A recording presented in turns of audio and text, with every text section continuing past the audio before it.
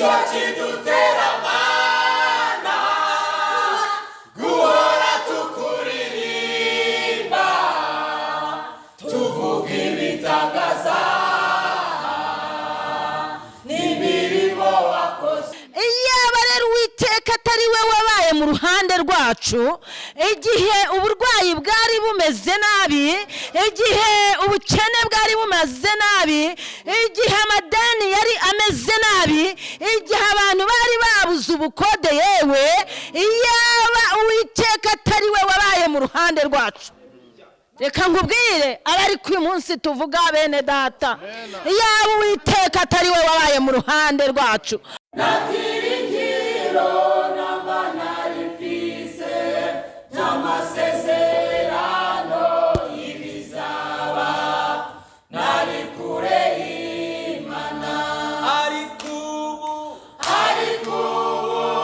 nigijwe hafi n'amaraso ye, ubu sinyigenda niganyira n'umwana w'ihoraho, ariko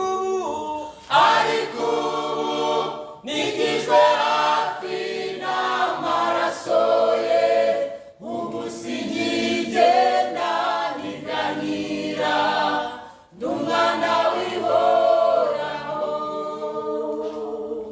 Tuzahora tugushima tuvuga imirimo yawe, mwami Mana, tuzahora tugushima, tuzahora tugushima, tuvuga imirimo yawe, mwami Mana, tuzahora tugushima, tuzahora tugushima, tuvuga imirimo yawe, mwami Mana, tuzahora tugushima, tuzahora tugushima, tuvuga imirimo yawe, mwami Mana, tuzahora tugushima, tuzahora tugushima, tuvuga imirimo yawe, mwami Mana, tuzahora tugushima,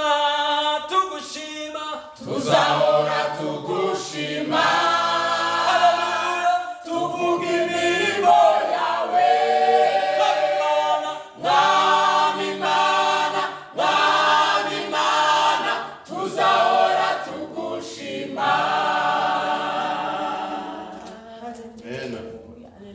Iyo nibutse imirimo wakoreye ubwoko bwawe bintera kugushima, n'imirimo wakoze. Iyo nibutse mwami we, iyo nibutse imirimo wakoreye ubwoko bwawe bintera kugushima, n'imirimo wakoze. Nicyo kidutera mana guhora tukuririmba tuvuga ibitangaza imirimo wakoze. Nicyo kidutera mana guhora tukuririmba tuvuga ibitangaza imirimo wakoze. Nicyo kidutera mana guhora tukuririmba tuvuga ibitangaza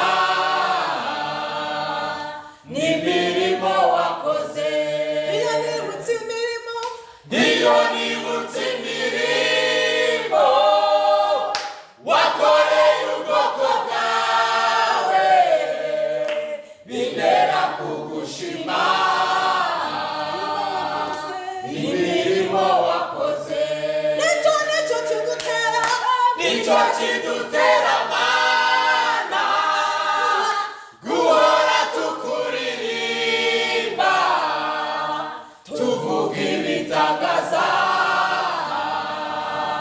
n'imirimo wakoze nicyo kidutera mana guhora tukuririmba tuvuga ibitangaza n'imirimo wakoze tuguhaye cyubahiro turaguhimbaza ukwiriye gushimwa tuguhaye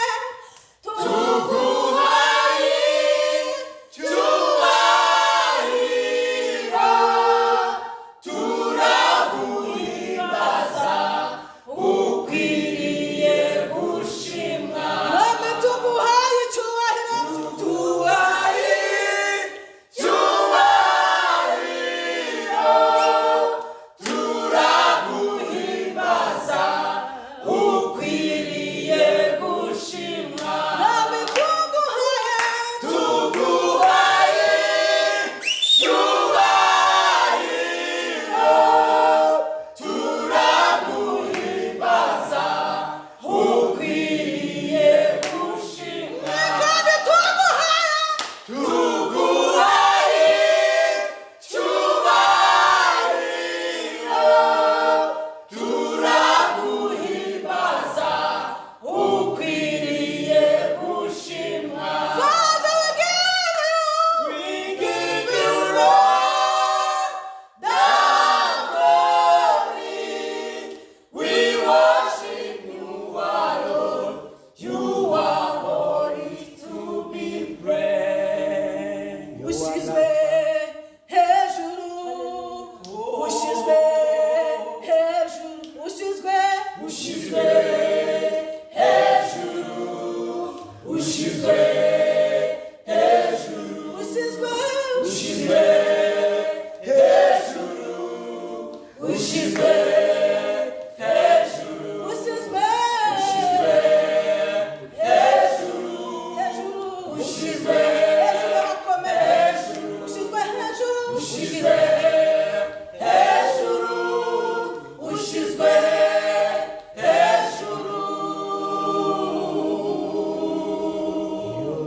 haleluya haleluya turagushimiye mwami Imana kandi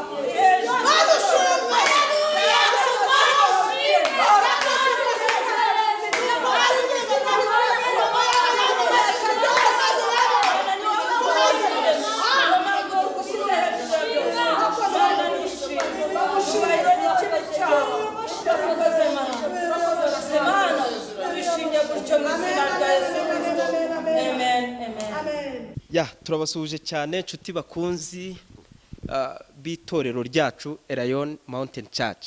Amahoro Imana itanga nabane namwe, ndabizi mujya mudukurikira bari hano mu Rwanda, bari hanze yarwo, kandi no kuri tubifuriza umugisha w'Imana. N'umushumba mukanyaraje abashimire dore ko turi kumwe, kandi naba ngaba namwe ndabashuje ariko muri aho. Yesu ashimwe cyane. Mumeze neza. Ya rero turangije igiterane uyu munsi ni kuwa gatandatu, cyari igiterane kimeze neza cyane, cyari kirimo umwuka w'Imana. Kora Imana Damascene yatwigishije neza cyane cyane, iteraniro riba ryiza cyane. mushumba rero ibi biterane mubimazemo igihe kinini cyane bibangaruka kwezi mbere yuko wenda ubisubiza nagira ngo wenda wibwire n'abantu badukurikiye batabazi ubundi dukomeze. Yesu ashimwe cyane. Ndabasuhuje mu izina rya Yesu Kristo, ndasuhuza inshuti zacu za hano mu gihugu cyacu cy'u Rwanda, ariko ngutera uburezi arabwibanza.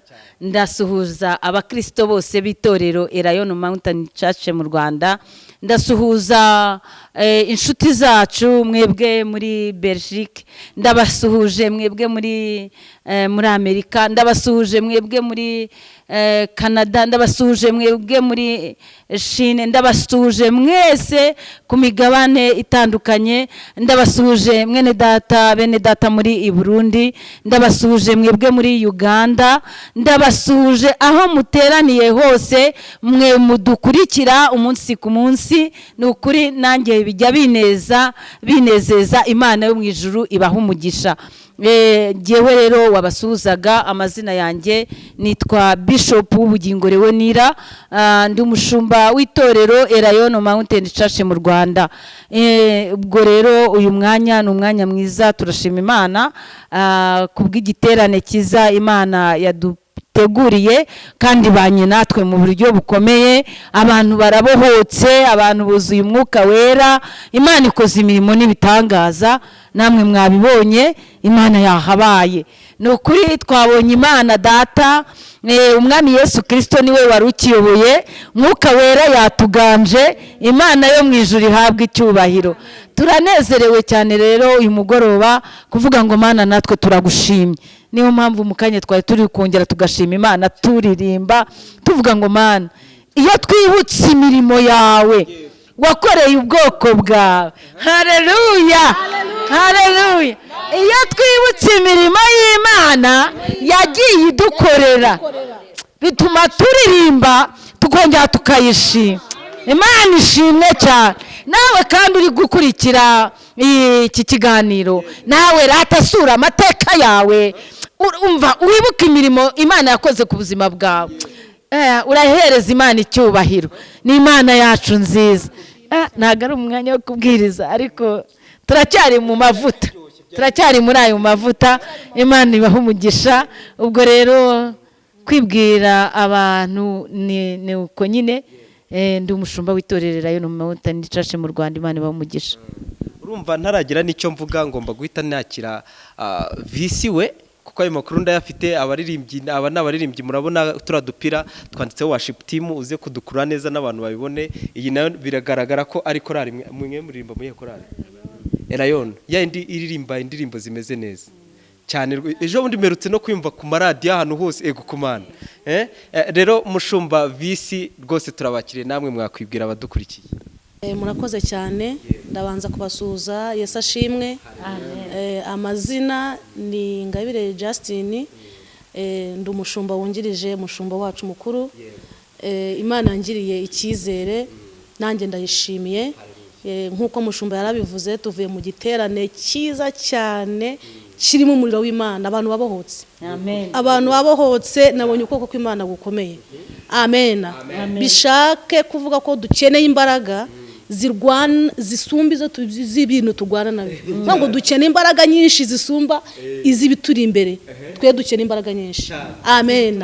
Ni ukuri pe, twagize ibihe byiza cyane.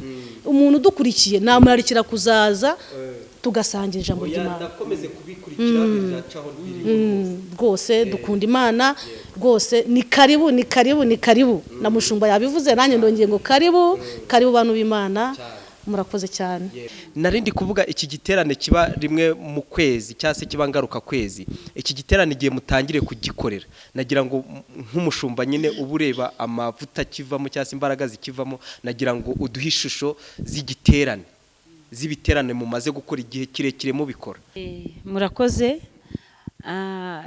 Ishusho navuga nuko itorero kuva dutangiye gukora ibi biterane, twabitangiye byangaruka kwezi. N'ubundi twari dusanzwe tubikora, ariko twabitangiye mu kwezi kwa gatandatu 2022. Kuva rero dutangiye ibi biterane habayeho impinduka ikomeye cyane mu murimo w'Imana. Ku ruhande rw'amakorari ubona mbese yarushijeho kugira umwete wo gusenga ndetse no kongera kugira ibihimbano bishya. Ikindi cyavuyemo nuko bose baharaniye gusohora indirimbo mu buryo bwa audio, kandi benshi barimo barabigeraho. Iwo no musaruro waturutse muri ibi biterane bya buri ngaruka kwezi. Undi musaruro wavuyemo ni umubare w'abakizwa. Itorero ryaragutse, abantu bakira gakiza, usanga mbese habayemo impinduka nziza kandi nyinshi cyane rwose. Ni ibintu byo gushima Imana, byewe byankoze ku mutima, kuko nabonye ari igikorwa Imana yadupangiye. Ntago ari twebwe twipangiye, ahubwo ni Imana yabigizemo uruhare. Ibyo rero turashima Imana kubw'imirimo itangaje yakoze. Warumbajije ngo kuva ibi biterane bitangiye byaba ubona bimeze gute? Itorero rifite ubuzima bwiza, itorero riranezerewe. Ikintangaza nuko iyo itariki tutarayivuga, buri mukristo cyangwa n'abadukurikira n'inshuti zacu baba barimo batubaza ngo igiterane noneho cy'uku kwezi kizaba ryari. Icyo rero ni kikwereka ko abantu bose babyishimiye, babikunze, bibanezeza kandi barabohoka rwose. Imana ishimwe. Rero tukiri aho ngaho nagira ngo nka perezida wa korari nawe asuhuza abantu badukurikiye, natwe dusuhuze ubundi dukomeze. Murakoze. Ni president Uyihe korari? Erayon Choir. Erayon Choir. Aha, yego. Kambanze mbasuze mu ndirimbo. Dufite Imana y'inyembaraga, dufite Imana y'inyembabazi, dufite Imana itabura guseruka, dufite Imana yumva amasenge. Haleluya. Iyo Mana, iyo Mana, iyo Mana, iyo Mana ibwira ikibazo ikacyumva. Iyo Mana, iyo Mana, iyo Mana nigidutere. Haleluya. Iyo Mana,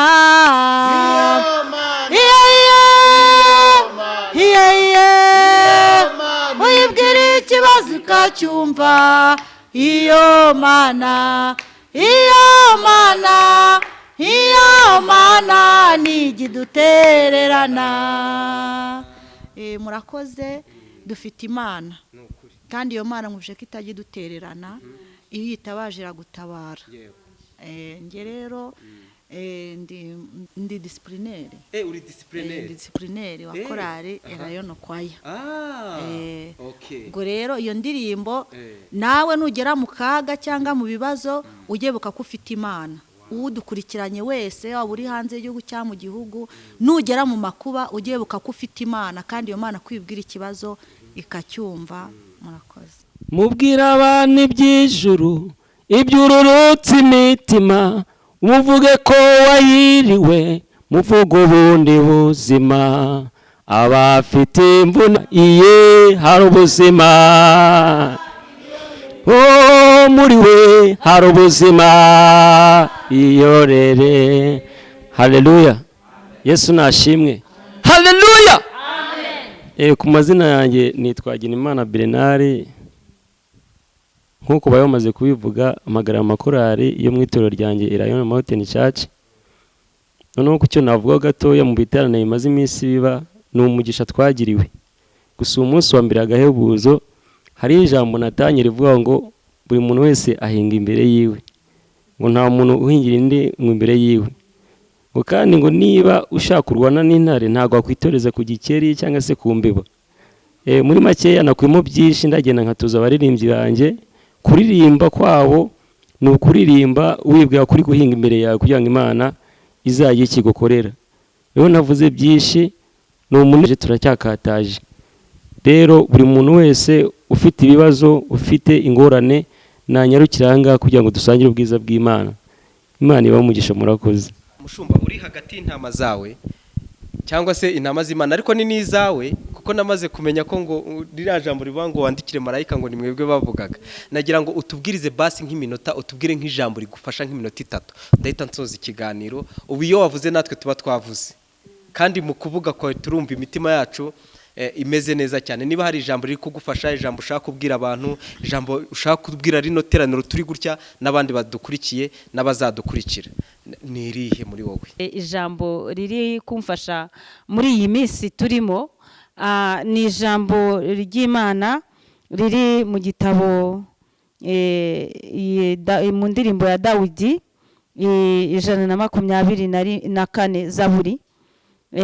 Handitse ngo iyaba Uwiteka atari we wari mu ruhande rwacu, abarika b'Isiraheli bavuga none, iyaba Uwiteka atari we wari mu ruhande rwacu, ubwo abantu baduhagurukiraga baba baratumize burunguri tukiri bazima, ubwo umujinya wabo wacanwaga kuri twe, amazi aba yaraturengeye rwose, isuri iba yaratembye ku bugingo bwacu.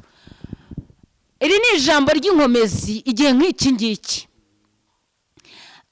Navuga ngo turi gusenga uko nguko umugaragu w'Imana Dawidi yasengaga, kubera ko mu by'ukuri Uwiteka atari we ubaye mu ruhande rwanjye n'urwawe, atari we ubaye kuri iri torero Elayon Mountain Church mu Rwanda, Uwiteka atari we ubaye ku bakristo. Iyaba rero Uwiteka atari we wabaye mu ruhande rwacu igihe uburwayi bwari bumeze nabi, igihe ubukene bwari bumeze nabi, igihe amadeni yari ameze nabi, igihe abantu bari babuze ubukode, yewe iyaba Uwiteka atari we wabaye mu ruhande rwacu.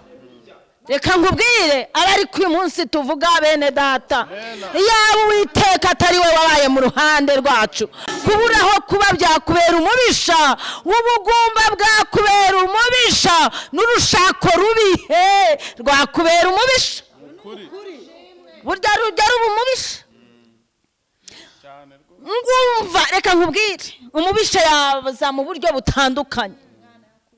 Umwana wabyaye yakwihinduka akakubera umubisha, umubyeyi yaba umubisha ku mwana kavuga ati ntuzongere kunyita mama, ariko ngo Uwiteka arati yaba atari we wabaye mu ruhande rwawe nanjye, ubwo umubisha wawe cyangwa uwanjye yamagurukiraga cyangwa wa munsi yaguhagurukiye. Ariko reka mbabwire, muhereze Imana icyubahiro. Haleluya. Ngo baba baratumize burunguri tukiri bazima. Hari uburyo umuntu rata yakuberebye akumva utabaho ari kubaho, burya yari yakumize burunguri kuri we, mu bitekerezo we aba yarangije kukumira burunguri. Bo rero ngo baba baratumize burunguri tukigenda turi bazima duhumeka, iriya ndwara iba yarakurangirije mu gitanda. Reka nkubwire, uriya muntu waje agahinga mu murima wawe akimurira imbaga, agatera iyindi miyenzi, agatera ibindi biti, buriya ni ikimenyetso cy'uko yari yakumize burunguri, kuko yari yafashe ibyawe byose arabyigarurira. Ariko ngo Uwiteka yabaye mu ruhande rwawe. Imana ishimwe. Haleluya. Ndumva ndafashijwe nge, ndafashijwe kuko Uwiteka ari mu ruhande. Ariko mwamfashije tukazamura ka karirimbo. Iyaba Uwiteka atari mu ruhande rwacu, ubwo Satani yari yaduhagurukiye, erega yaratumize burunguri, isuri bararagezwe ubuzima. Iyaba Uwiteka atari mu ruhande rwacu, ubwo Satani yari yaduhagurukiye, erega yaratumize burunguri, isuri bayaratemye ku bugingo. Ariko Uwiteka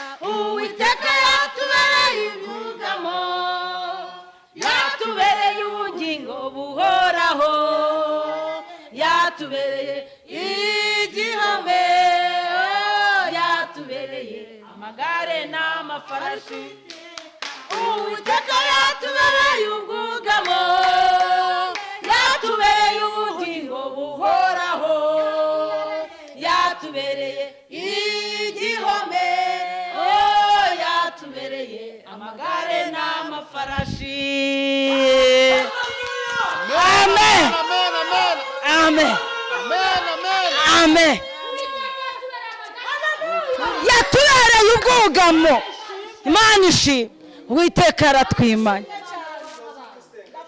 Reka rero umva ibya Yesu biraryoha. Amen.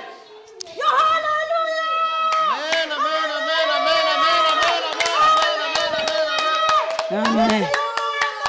Irera. Imana ishimwe. Twahama tuvuga imirimo y'Imana ariko muri byose turashima Imana. Reka dusoze dushima Imana aho igejeje ikora, aho igejeje itwimana nk'itorero Elayon Mountain Church, aho igejeje iturwanirira intambara no nini, aho igejeje itwagura yewe, aho igejeje itutetesha itugirira neza. Imana nishimwe. Ubu rero tugiye gusenga Imana. Mwene data nawe waruri kudukurikira muri iki kiganiro, Imana iguha umugisha kandi bene data namwe Imana ibaha umugisha. Data wa twese mwiza, mu izina rya Yesu Kristo turagushimiye. Nushimwe ko wabaye mu ruhande rwacu ubwo ababisha baduhagurukiraga mu buryo bumwe ndetse n'ubundi, ariko nushimwe kuko watwimanye ukatuzamurira ibendera ry'ubutsinzi. Wabanye natwe mu buryo butandukanye, nyaguhora ku ngoma Imana watugotesheje ukuboko kwawe kwera. Mwami wanjye Yesu Kristo wabanye natwe, mucyo wawe wakomeje kutuvira. Mana turagushimiye rero amasaha nk'aya, Mana tukuzamura icyubahiro mu mitima yacu. Mana habwa icyubahiro, ngaho ukomeze kwigaragaza. Mana sabiye umugisha buri wese uzakurikira iki kiganiro, kandi Uwiteka Imana wari ukomeretse Mana uzamusa n'umwomore inguma, wari utenebutse umwongerera imbaraga mu izina rya Yesu Kristo, wari wihebye umunezeze mu izina rya Yesu Kristo. Nyaguhora ku ngoma Imana, buri wese ube mu ruhande rwe. Si uko Mana Satani atakirwana, ariko nushimye kujya utuneshereza. Ngaho rero Mana urwane intambara tuzi n'izo tutazi, kandi ubere hose icyarimwe. Byose tubisabye tubyinginga mu izina rya Yesu Kristo. Amen.